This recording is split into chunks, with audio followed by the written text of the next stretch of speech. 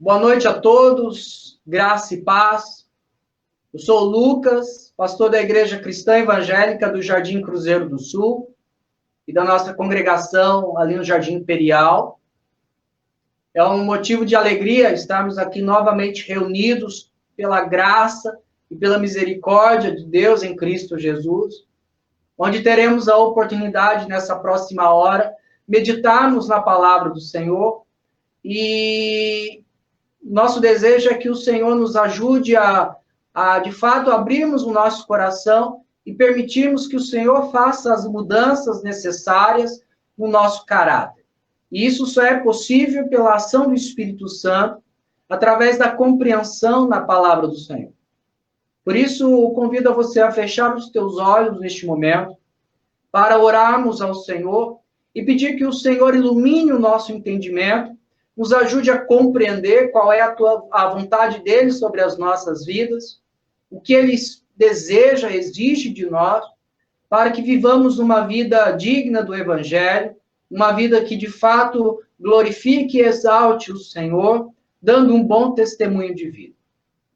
Amém? Vamos orar, fecha os teus olhos. Senhor, nosso Deus e amado Pai, te louvamos e te agradecemos por mais esta noite que o Senhor nos proporciona e nos permite estarmos reunidos para juntos meditarmos na palavra do Senhor. Muitos lares estão neste momento reunidos para prestar um culto ao Senhor. Muitos estão neste momento cultuando ao Senhor num culto pessoal. Aguardamos ansiosamente, ó Deus, o dia que o Senhor nos permitir de estarmos novamente reunidos como igreja, num ato de adoração pública para a glória do teu nome. Mas enquanto isso não acontece, te agradecemos porque mesmo assim a tua palavra é eficaz e poderosa para transformar as nossas vidas. Por isso pedimos ao Senhor que abençoe cada lar neste momento que está reunido. Nos ajude, Senhor, a compreender a tua palavra, a entender tudo que for dito, Senhor, para que haja um crescimento espiritual. Pedimos ao Senhor, no nome de Jesus Cristo, que renove as forças da tua igreja, nos encoraje, Senhor, a vivermos os desafios que a vida cristã nos traz.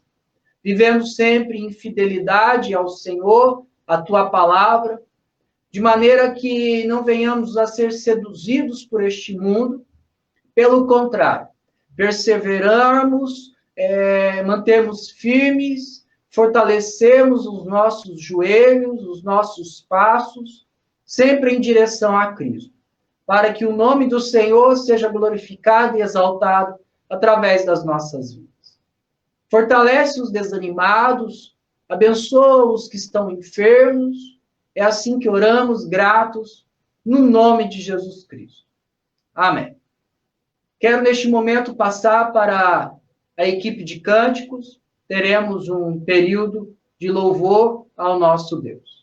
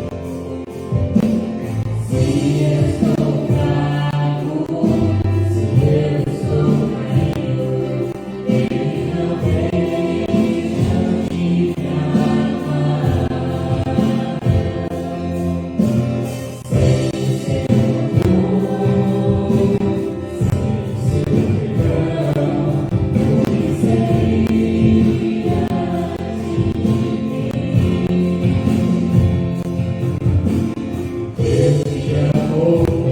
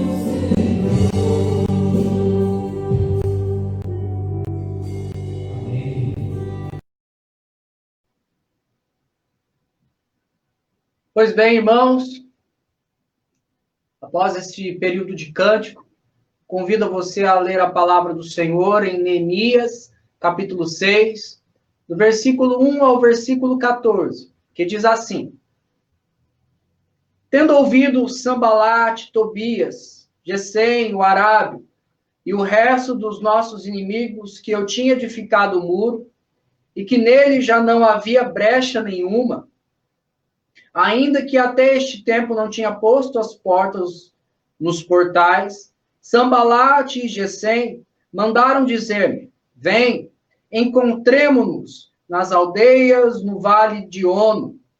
Porém, tentavam fazer-me mal. Enviei-lhes mensageiros a dizer: Estou fazendo grande obra, de modo que não poderei descer. Por que cessaria a obra enquanto eu deixasse e fosse ter convosco? 4 vezes me enviaram o mesmo pedido. Eu, porém, lhes dei sempre a mesma resposta.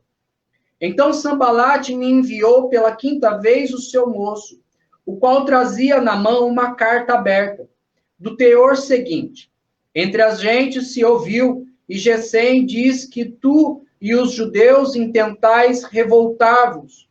Por isso reedificas o muro, e segundo se diz, queres ser o rei deles.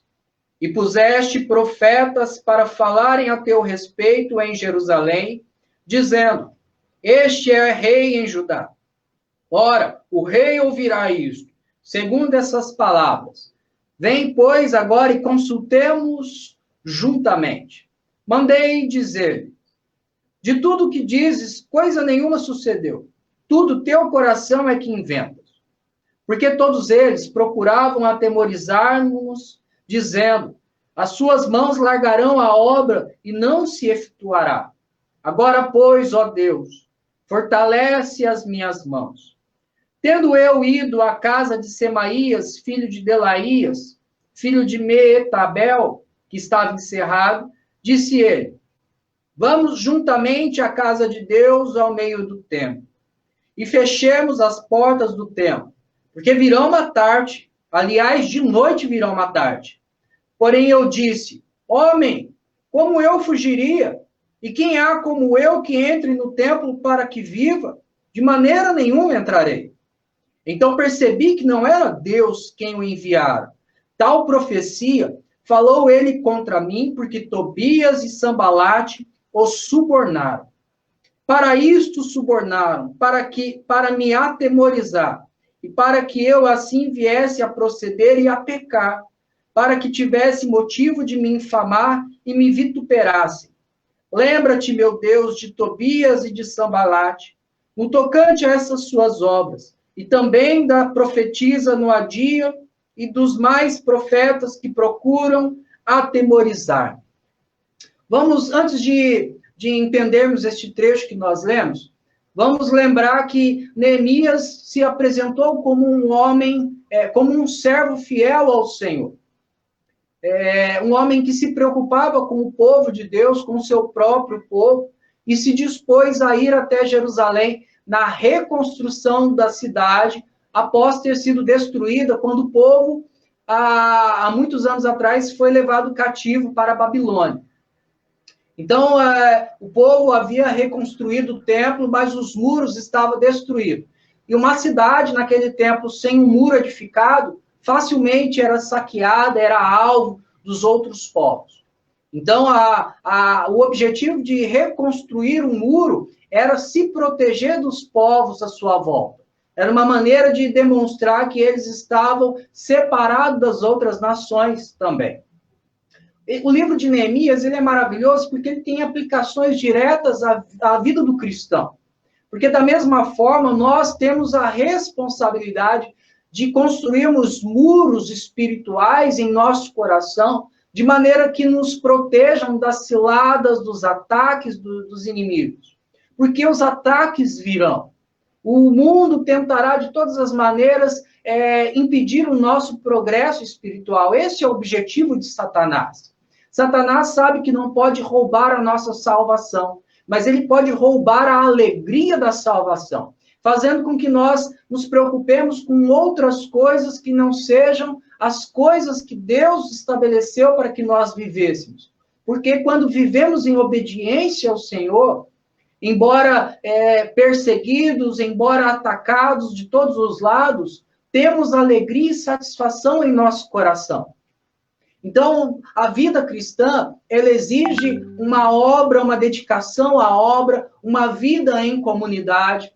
Temos visto também que a semelhança da vida cristã, o povo de Israel estava enfrentando não apenas os problemas externos, mas haviam também os problemas internos, as injustiças que o povo estava vivenciando entre eles mesmos. A semelhança da igreja. Temos problemas, enfrentamos lutas externas e também lutas internas. O livro de Neemias nos passa orientações de como tratarmos das injustiças que acontecem dentro da igreja.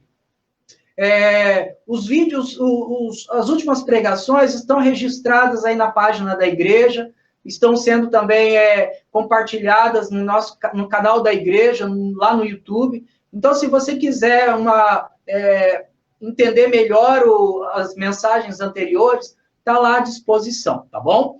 Então, o povo estava passando por um momento difícil entre eles mesmos.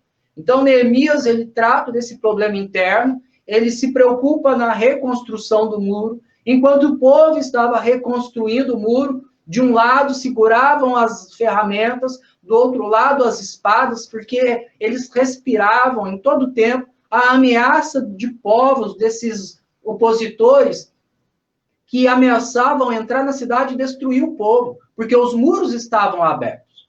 Então, Neemias encoraja o povo, falou, olha, vamos nos preparar para lutar.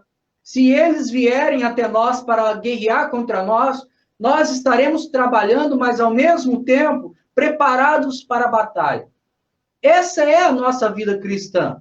Nós, ao mesmo tempo que estamos batalhando contra o mundo, contra o nosso próprio coração, contra o diabo que constantemente nos ataca, nos assedia. Hoje, na escola dominical, as crianças viram sobre a tentação do diabo sobre Jesus e como Jesus venceu a tentação pela palavra de Deus. E da mesma forma, nós temos que encarar a vida cristã como uma batalha constante.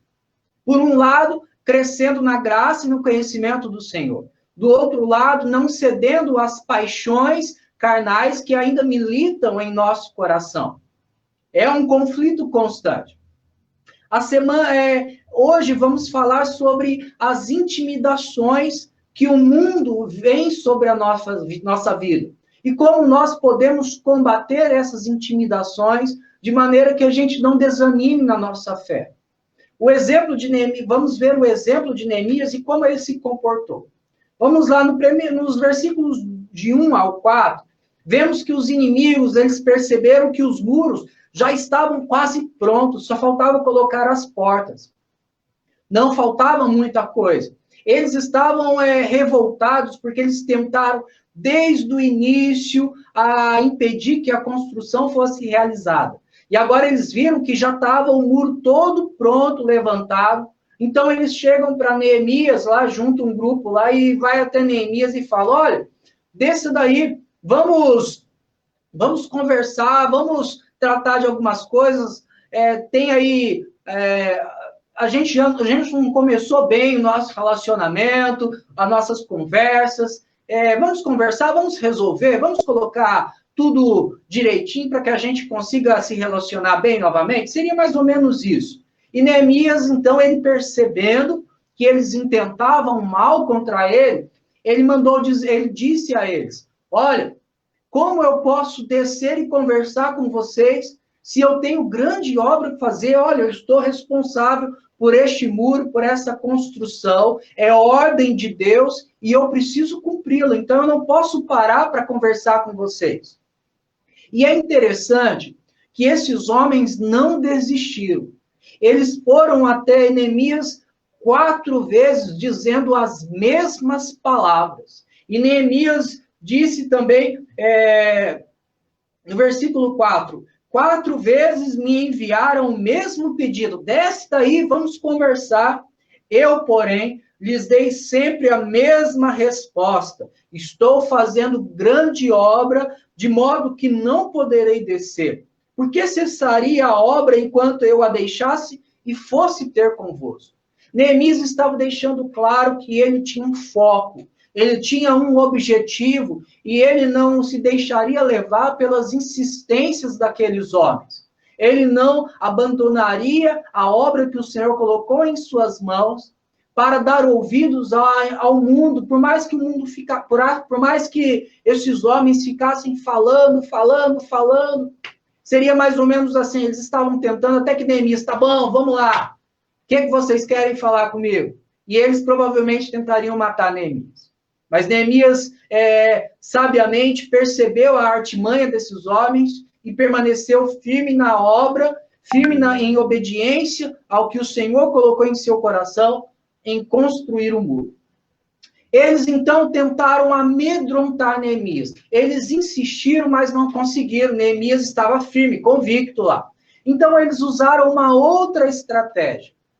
Que estratégia é essa? Chegaram até Neemias, levaram uma carta dizendo, olha, estão dizendo que você está fechando os muros e vai se proclamar rei de Israel.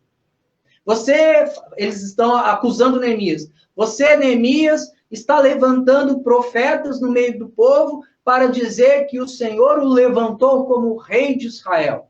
Saiba, porém, isso, Neemias, que nós iremos falar para o rei Atarxerxes o que você está querendo. Você está querendo se revoltar contra o rei Atarxerxes. Vem aqui, vamos conversar, ver se isso é verdade. E Neemias falou, opa, tudo isso que vocês estão falando é do próprio coração. Olha o que diz no versículo 8. Mandei dizer, de tudo que dizes, coisa nenhuma sucedeu. Tudo teu coração é que inventas. Em outras palavras, Neemias falou, isso é fofoca, isso é boato, isso é mentira. Vocês estão me acusando, tentando me pôr medo, mas eu não vou descer. Olha o que diz no versículo 9. Porque todos eles procuravam atemorizar-nos, dizendo, as suas mãos largarão a obra e não efetuará. Agora, pois, ó Deus, fortalece as minhas mãos. É um momento maravilhoso quando Neemias percebe que, de fato, há um perigo. Lembra que Neemias orou ao Senhor para que o Senhor o permitisse retornar a Jerusalém, mas antes ele tinha que falar com o rei Atarxerxes.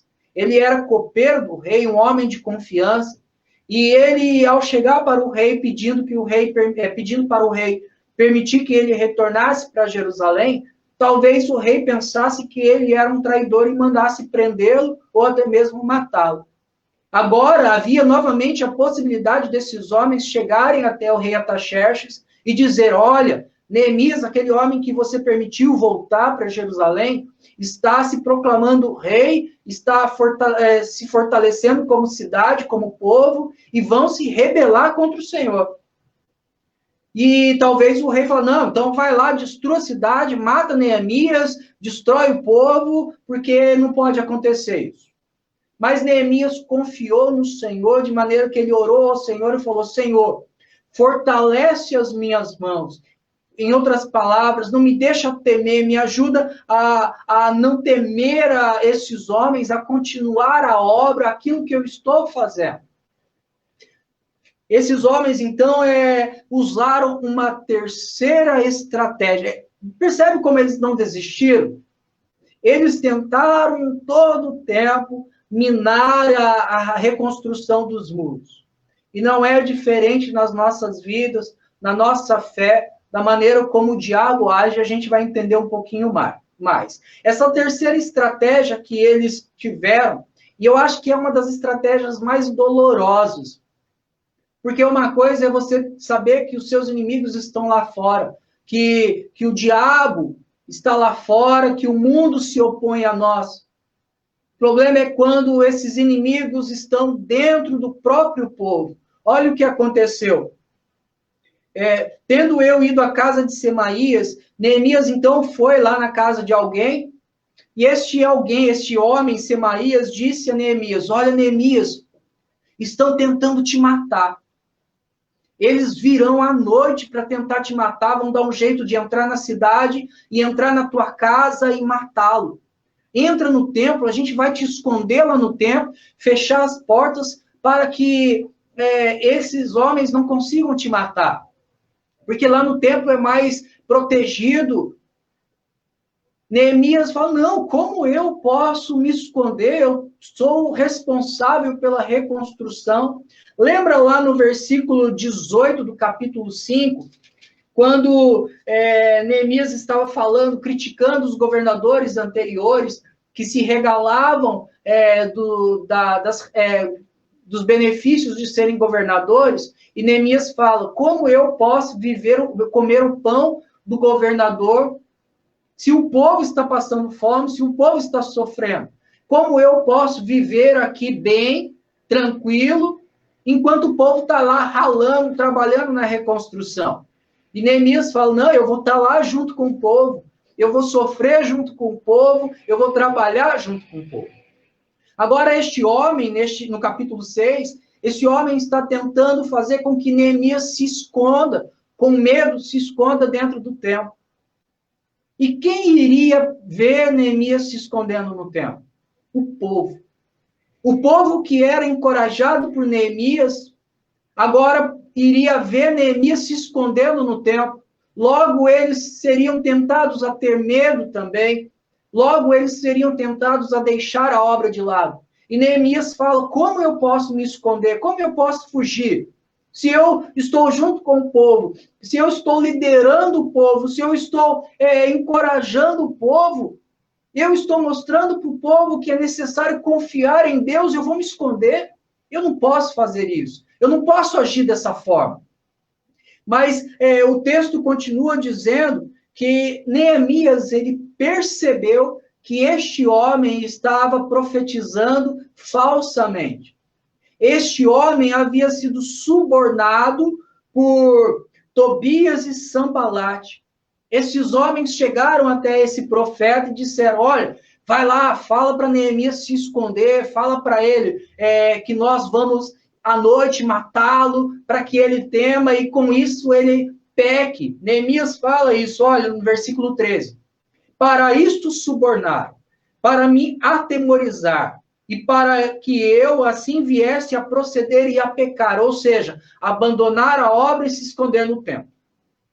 Para que tivesse motivo de me infamar e me vituperassem, ou seja, dizerem ao povo, olha lá, o seu líder abandonou vocês, o seu líder se escondeu de medo de nós, agora vocês também deixem de reconstruir, senão nós vamos destruí-los. E Neemias fala, não, eu não vou me acovardar. Eu não vou me amedrontar, eu não vou me esconder.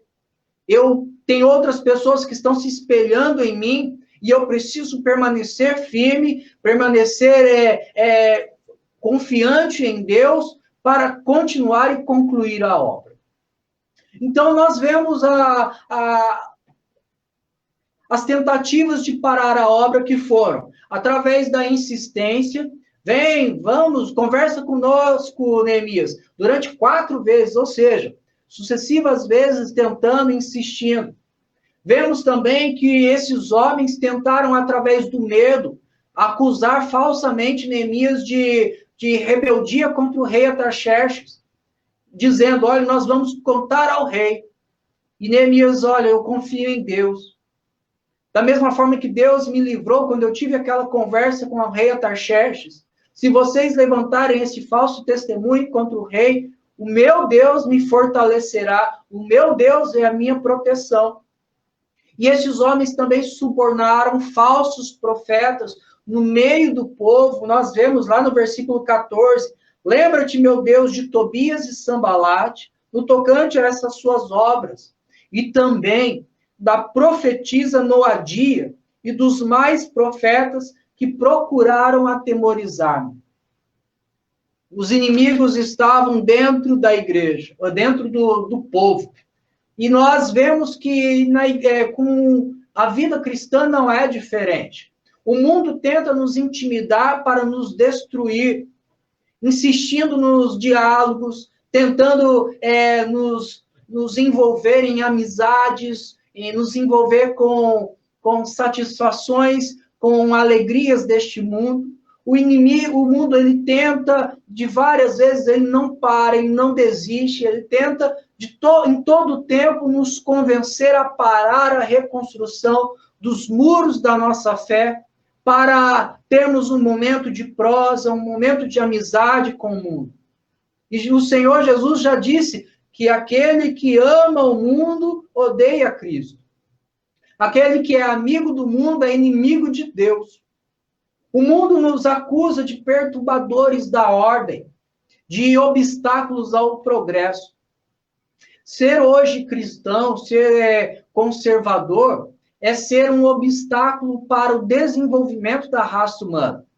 Muitas pessoas dizem que os princípios bíblicos, que os valores bíblicos são arcaicos. Por exemplo, se você fala que você tem que reprimir o teu coração, porque o teu coração é pecaminoso, o mundo diz, de maneira alguma, você tem que satisfazer os desejos do teu coração. Você não tem que privar ninguém de fazer o que quer. A lei de Deus diz, olha, não faça isso, não faça isso, não faça isso. E o mundo está falando, olha, vocês são arrogantes, vocês se acham os melhores, vocês são a escória da sociedade, vocês precisam ser eliminados. E nós sabemos que essa é a proposta do mundo. Acabar com o cristianismo, acabar com os princípios e valores que a Bíblia ensina a todos que se submetem a ela.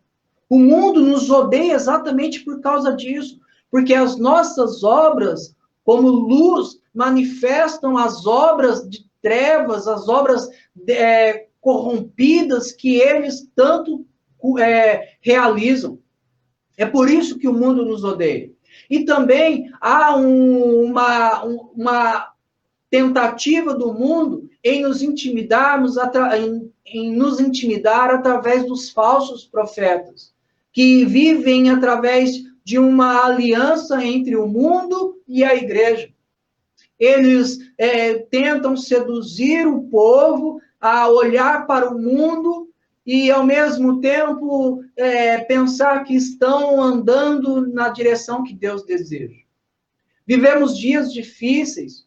O apóstolo Paulo, em 2ª carta ao Timóteo, ele passa várias orientações sobre esses falsos apóstolos, falsos profetas, que o mundo seria tão difícil porque os homens se recusariam a dar ouvidos à verdade. E surgiriam então falsos profetas, ensinando e falando aquilo que o homem quer ouvir, e não aquilo que o homem precisa ouvir. Nós precisamos entender que cada dia que passa, surgem falsos profetas, surgem falsos mestres, que vêm no meio da igreja de uma maneira muito astuta, muito sutil. Então, eu queria, neste momento, compartilhar com os irmãos 4 atitudes contra as intimidações à nossa fé. Neemias teve algumas posturas, e dentro dessas posturas, quero falar com os irmãos sobre 4 atitudes que nós precisamos ter para enfrentarmos as intimidações diárias do mundo contra a nossa fé, contra a nossa vida espiritual, contra a nossa caminhada cristã.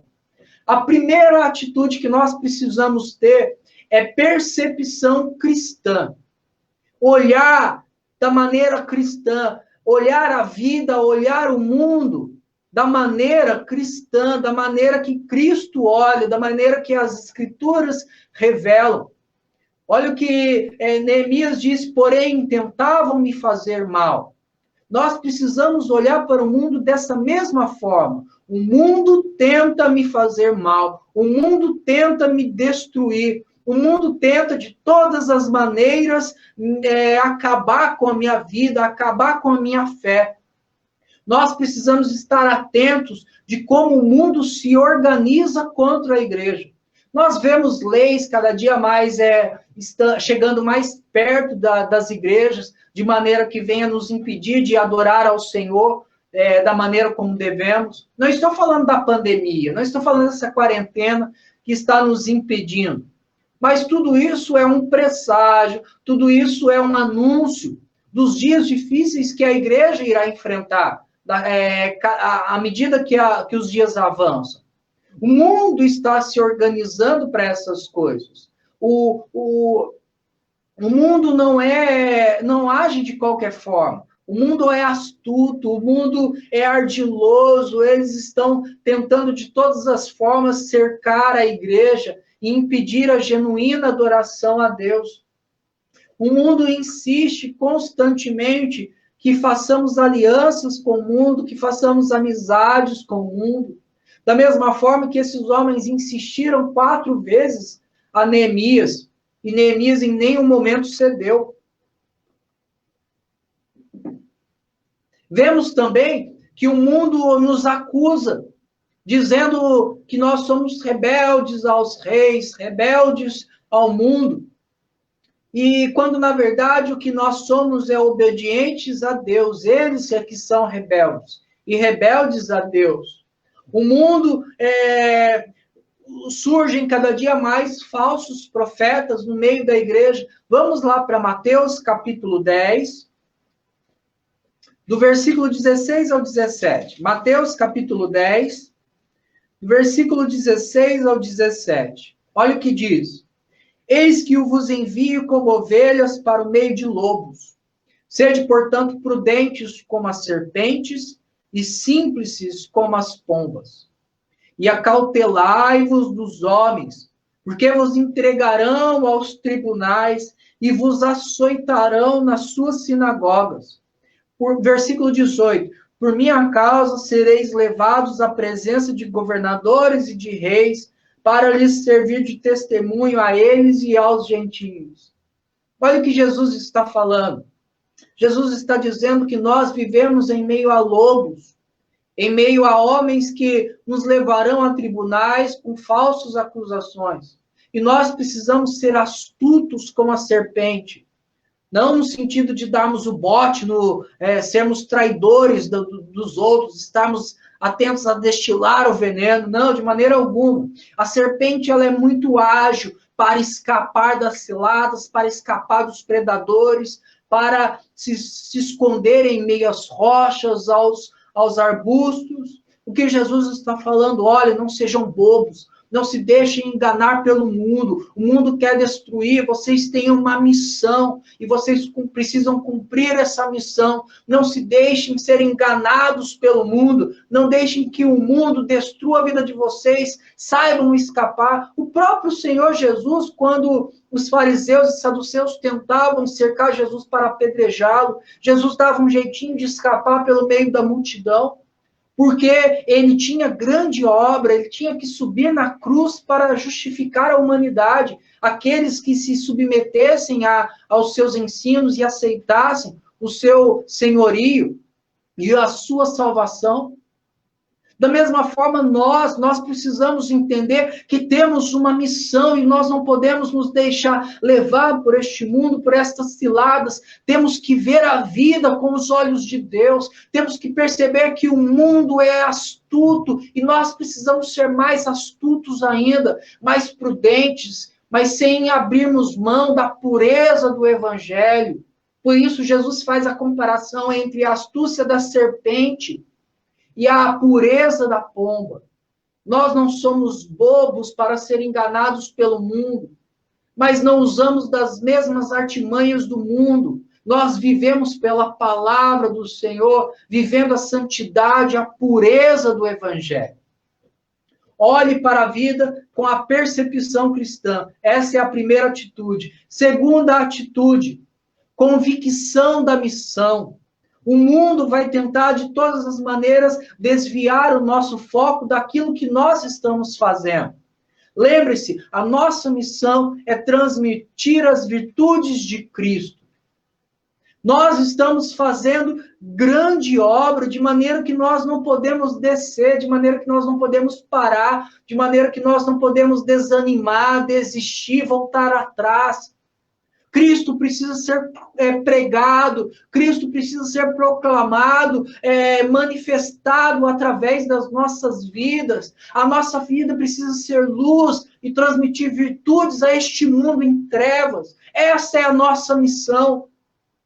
Nós não podemos perder o foco, é necessário convicção de saber que estamos aqui neste mundo para agradar ao nosso Deus, para honrar este Deus maravilhoso que nos salvou, que nos tirou das trevas para a sua maravilhosa luz. Nós estamos num processo de separação. Josué, lá no capítulo 3, versículo 5, ele diz: santificai-vos, pois amanhã o Senhor fará maravilhas no meio de vós. Nós precisamos viver uma vida de separação através dos muros espirituais que são construídos pela lei do Senhor em nosso coração. Nós estamos num processo de fortalecimento. Atos capítulo 4, versículo 26 ao 31, fala sobre como a igreja orava em favor dos irmãos que estavam sendo presos.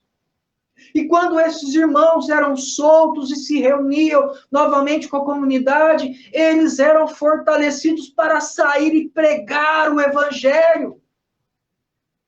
Mesmo sendo perseguidos e orando para serem soltos, eles oravam para que, ao serem soltos, o Senhor os fortalecesse para continuar a pregação. Nós estamos na nossa missão de expandir o reino de Deus, de proclamar a Deus, de mostrar ao mundo que eles estão carentes da graça de Deus. Essa é a nossa missão. E quantas vezes nós estamos nos preocupando com tantas outras coisas. Estamos dando ouvidos ao que o mundo está dizendo. Amados, queridos irmãos, estamos vivendo dias difíceis. Hoje pela manhã vimos que o homem sábio, o cristão sábio, ele vive remindo o tempo, aproveitando o tempo, porque os dias são maus.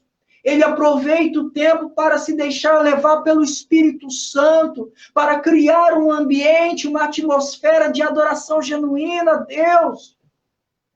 Quantos estão perdendo tempo com coisas insignificantes, com coisas terrenas, passageiras e corruptíveis?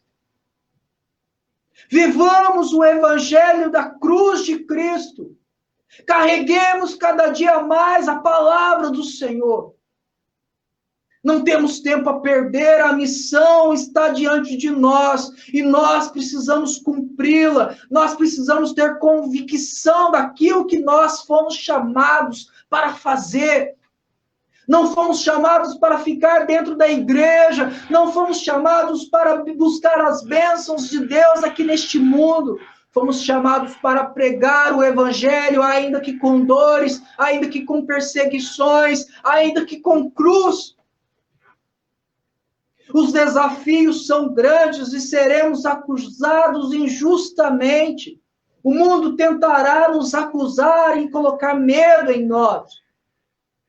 Muitos irmãos estão sendo levados a tribunais por permanecerem firmes ao Evangelho de Cristo. Embora não seja esse contexto nosso aqui em São José, no Brasil, mas muitos irmãos estão espalhados por este mundo pagando com a própria vida para pregar Jesus Cristo. Vamos para a terceira atitude que nós temos que ter para enfrentarmos as intimidações à nossa fé. Confiança em Deus. Porque quando somos acusados, porque quando somos afrontados, quando vem sobre nós acusações injustas, nos cabe confiar em Deus. Neemias, no versículo 9, disse: ó Deus, fortalece as minhas mãos, não me deixe temer os homens. Lucas 12, versículo 5, diz: não temei aos homens que podem matar, não temei aquele que pode matar o corpo, mas temei aquele que pode matar tanto o corpo quanto a alma, que é o Deus Criador de todas as coisas.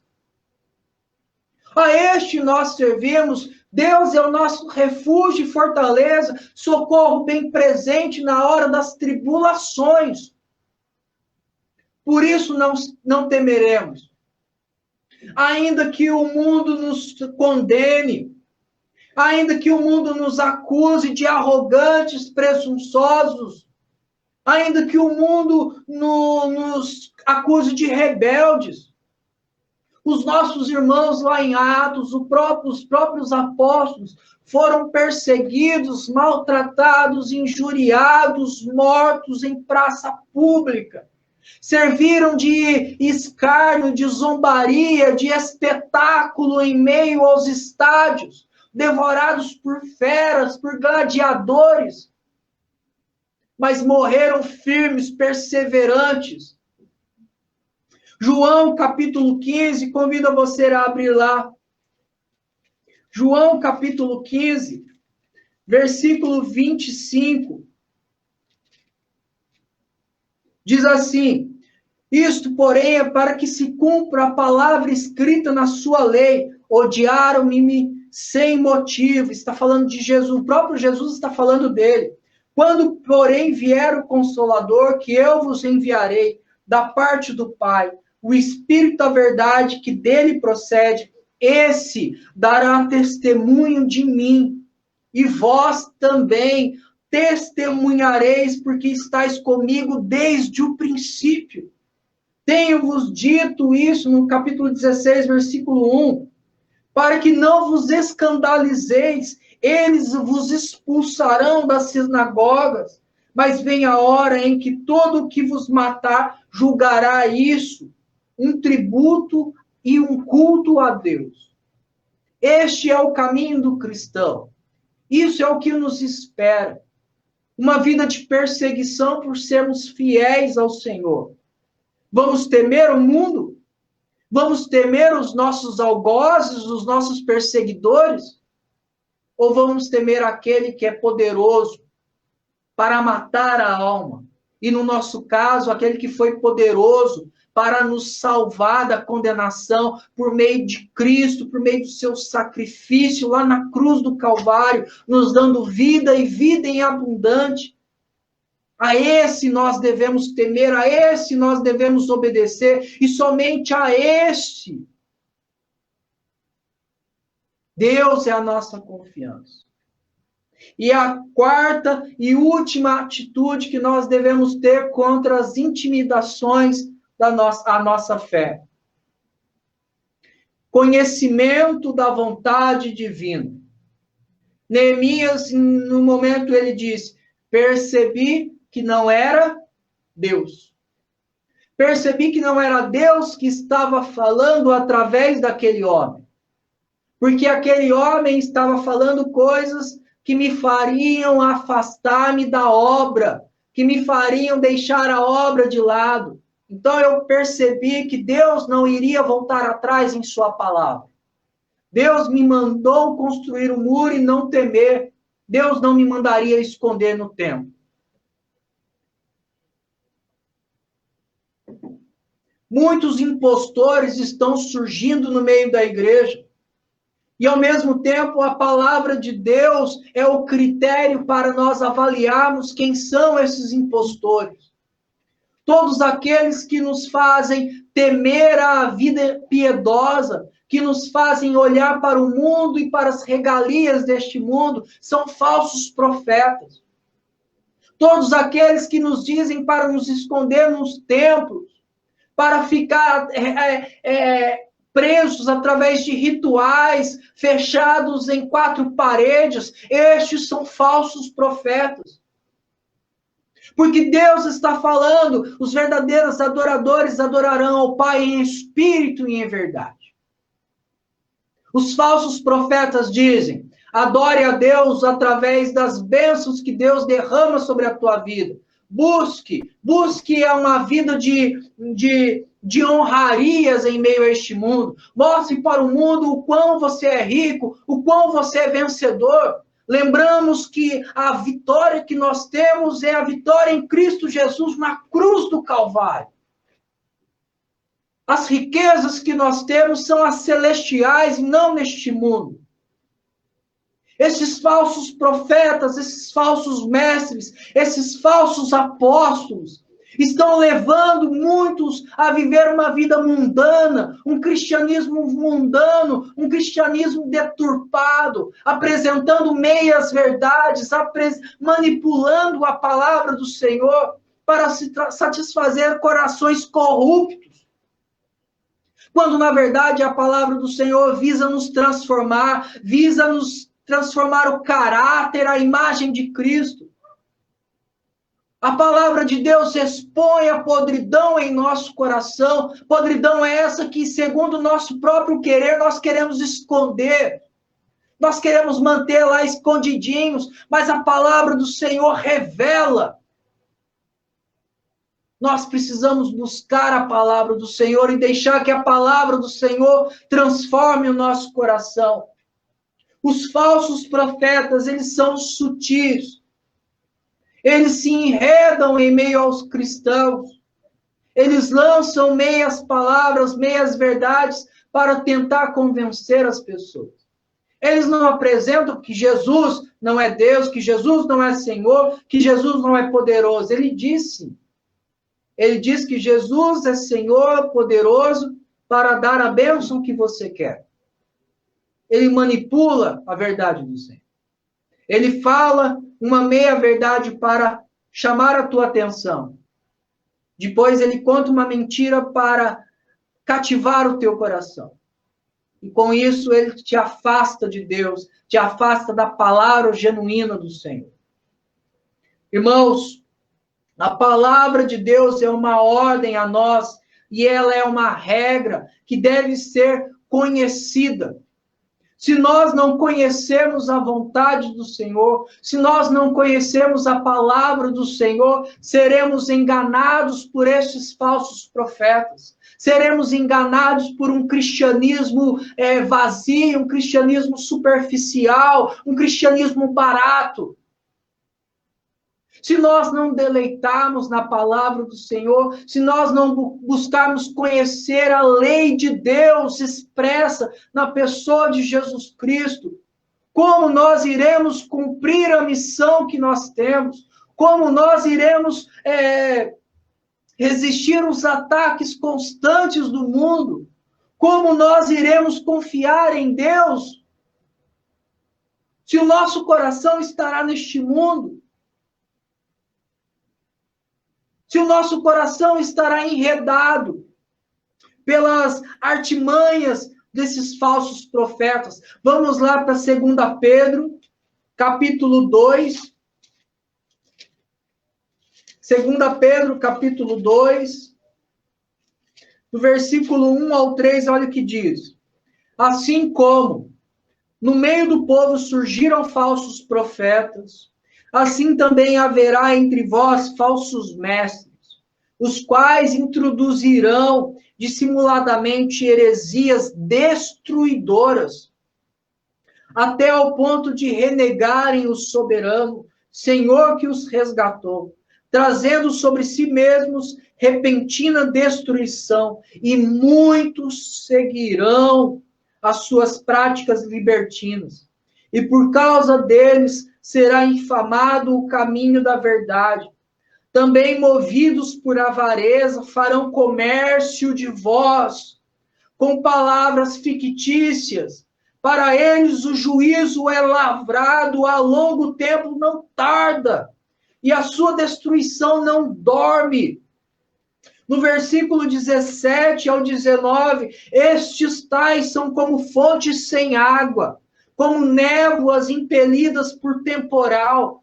Para eles está reservada a negridão das trevas, porquanto, proferindo palavras jactanciosas de vaidade, engodam com paixões carnais por suas libertinagens aqueles que estavam prestes a fugir dos que andam no erro, prometendo-lhes liberdade quando eles mesmos são escravos da corrupção.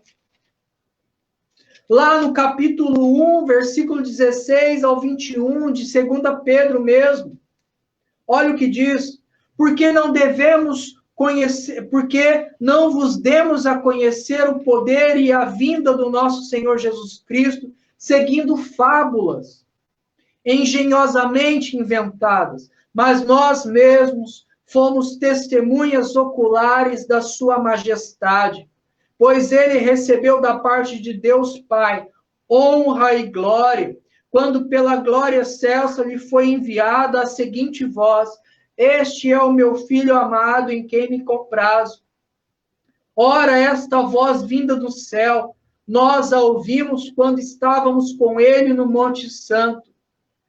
Olha o que diz no versículo 19: temos assim tanto mais confiança, confirmada a palavra profética, e fazeis bem em atendê-la como a uma candeia que brilha em um lugar tenebroso, até que o dia clareie e a estrela da alva nasça em vosso coração, sabendo primeiramente isto, que nenhuma profecia da Escritura provém de particular elucidação, porque nunca, jamais, qualquer profecia foi dada por vontade humana.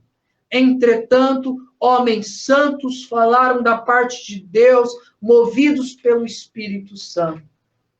Essas profecias estão se cumprindo, e essas profecias já foram reveladas pelas Sagradas Escrituras. A ela nós confiamos, por elas nós andamos. Irmãos, o mundo está tentando destruir a nossa fé, com insistências, tentando nos pôr medo, levantando falsos mestres em nosso próprio meio. Mas somente através de uma percepção cristã perceberemos as ciladas do diabo.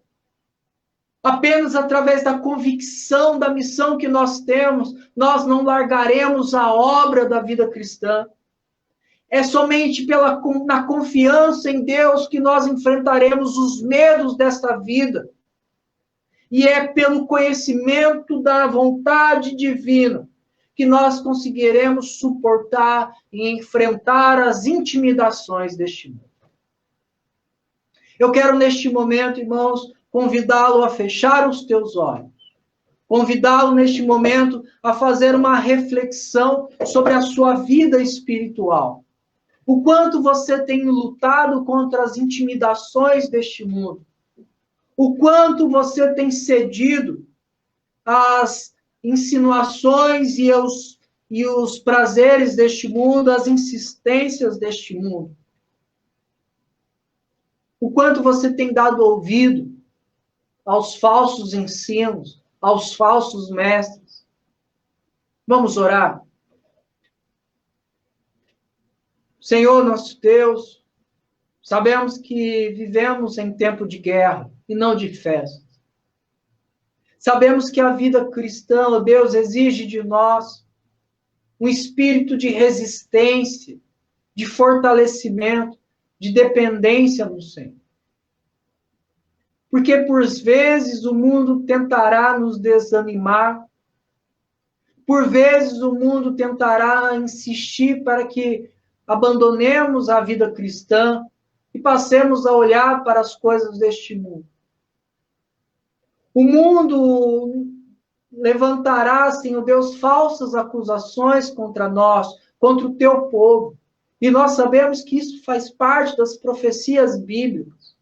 Sabemos que estamos vivendo tempos difíceis, em que precisamos nos fortalecer como igrejas, como cristão, para suportarmos essas armadilhas, para enfrentarmos essas acusações, e ainda que venhamos a ser condenados pelo mundo, confiarmos de que em Cristo Jesus nós somos absolvidos diante do Senhor. Nos ajude, Senhor, a ter convicção da missão de pregar o Evangelho através da nossa vida de santidade. Nos ajude, Senhor, a confiar sempre no Senhor. Teremos momentos de medo, mas que venhamos a tratar o nosso medo na confiança de que o Senhor é a nossa fortaleza. O Senhor é a nossa mão poderosa que está sobre nós, nos protegendo. Nos ajude, Senhor, a não confiarmos nos rituais, não confiarmos na religiosidade, apenas em Ti e na Tua palavra. E nos ajude a conhecer o Evangelho da cruz, a conhecer a lei do Senhor, de maneira que não sejamos seduzidos, conduzidos por falsos ensinos, que têm cada dia mais encontrado espaço no meio do Teu povo. Por isso oramos ao Senhor, que tenha misericórdia das nossas vidas e nos ajude a lembrar da Tua palavra, para que venhamos a resistir às intimidações do mundo contra a nossa fé. Abençoa cada lar, ó Deus. Abençoa cada família aqui representada. Abençoa o Teu povo. Abençoa a Tua igreja, Senhor. Nos fortaleça. É assim que oramos, Senhor, no nome santo de Jesus. Amém. Irmãos, estamos encerrando neste momento. Quero lembrá-los que na quarta-feira estamos meditando no Evangelho de João. Deixo o convite a todos que possam separar um tempo na quarta-feira, às 19h30, para meditarmos no Evangelho de João. No próximo domingo, novamente, estamos reunidos às 9h da manhã, meditando na palavra do Senhor. Também será disponibilizado uma aula da EBD virtual para as crianças, na parte da manhã, no domingo. Os professores estão preparando com carinho. Convido a você a separar um tempo com a criança, com o seu filho. Compartilhe para aqueles que têm filhos também essas aulinhas. E à noite, no domingo, às 19h, estamos novamente reunidos para juntos meditarmos novamente na palavra do Senhor em Neemias, dando continuidade. Amém? Quero, neste momento, ler a palavra do Senhor e, assim, encerrar este momento de devocional. Ora, o Deus da paz que tornou a trazer dentre os mortos a Jesus, o nosso Senhor, o grande pastor das ovelhas, pelo sangue da eterna aliança, vos aperfeiçoe em todo bem, para cumprirdes a sua vontade, operando em vós o que é agradável diante dele.